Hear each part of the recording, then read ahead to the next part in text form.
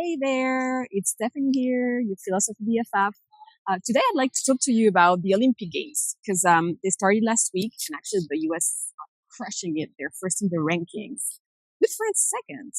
And at some point during the opening ceremony, I don't know if you've seen it, it was a very beautiful ceremony. And at some point, the French president Macron was in front of the Eiffel Tower, and he said something like, "I declare the Olympic Games ceremony of the modern era open." And I was surprised. I was wondering, why did he say modern era? And actually, it's because the Olympic Games were created during the antiquity in the Olympia Temple, the one that is in Athens, the very famous temple that we always see on stars. And that's the temple of Zeus, the god of the gods. And there they were holding those games where some athletes, I'm not sure they were calling them athletes at the time, but where some men, because it was only men participating at the time, when interestingly, these games, this 33rd Olympic Games of the modern era, they are with a parity between men and women. That's another subject. But so during these games,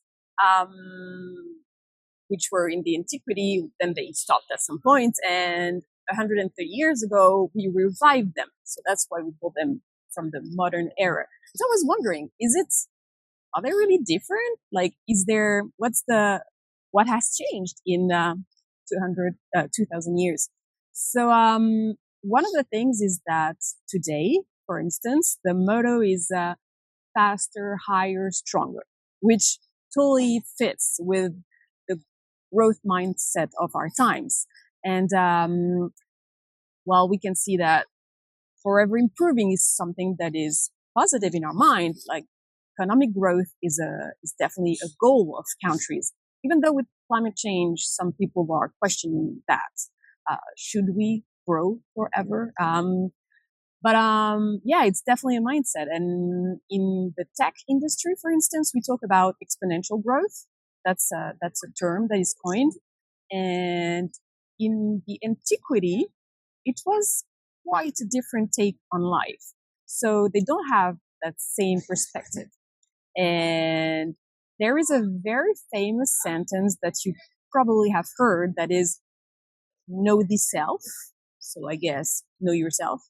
And that sentence was engraved on a temple in Greece, which was the Delphi temple. That temple was the one of the Pythia, the priestess of the god Apollo, the god of the arts, the very beautiful one that has a lyra.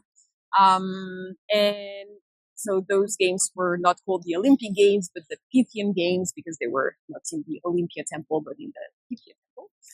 And so know thyself was about understanding human limits. And Plato, what he was thinking is that this sentence referred to humility and temperance. And that's not a surprise that Plato's ideas were foundational to some of them, not all of them, to Stoicism, which values humility, temperance, self-discipline, avoiding excess, restraint, and self-discipline.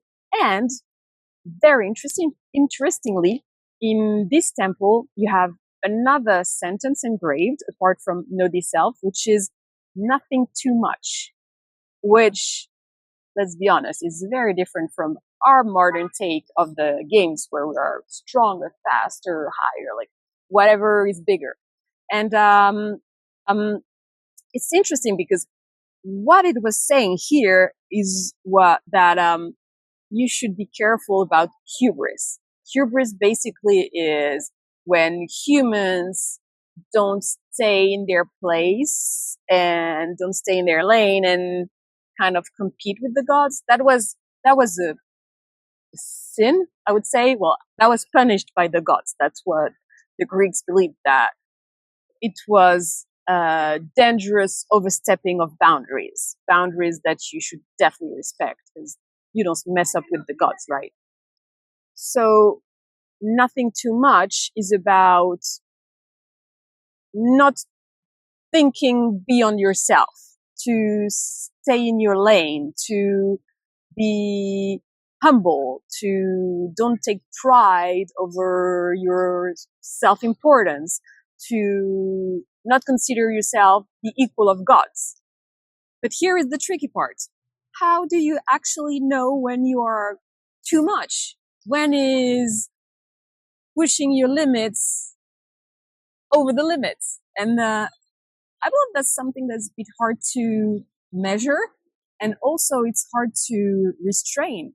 Like, do you actually believe that collectively we do restrain ourselves when we build, let's say, artificial intelligence? When we're trying to build artificial general intelligence, are we stopping ourselves at some point because we're going too far? Somehow they've been, you might answer that, somehow they've been I wouldn't say an intent, because I'm a bit skeptical about the fact that it was fully genuine, but Elon Musk and others have been saying that they were like proposing to stop the development of AI for a little while because it was going too far. But in my opinion, it wasn't fully genuine. So, but I'd be happy to see what you think about that. And so basically, I feel that progress in any way is surpassing yesterday's norms. If there is a limit, at some point we go past the limit, and that's progress. That's a bit hard to know when you are too much, when it's, so I feel it's a bit hard to know when it's too much, when you are overstepping yourself and the boundaries that were set for the gods. And Socrates, he viewed the know thyself as the ultimate life hack of philosophical growth. As for him, that was the most important thing that you could do. Life not examined was not a life worth living, in his opinion. He believed that knowing what your own limits were and what your ignorance is, where it lies, was key to understanding yourself. He would like everyone to question their own principles, their own beliefs. He would want you to think deeply about who you are and what your limits in the human conditions are. In his opinion, that's what the game of life is. To know yourself better, to be wiser, is leveling up in that game of life. Reaching a specific goal, it's about being wiser in a journey of self-improvement. The goal being to try to be your best self. So as we look at the athletes in Paris, we might wonder, do we rather go on the ancient version where it's all about restraint and self-discipline, or rather the modern version of ambition and pushing the limits always? So the choice is totally yours. Do you prefer to always try to break barriers, or rather to be on the moderate and self-controlled side? That's your take. But I guess that the gold medal in the Olympic Games of philosophy would be to always know yourself better. Self-awareness is the real gold in life.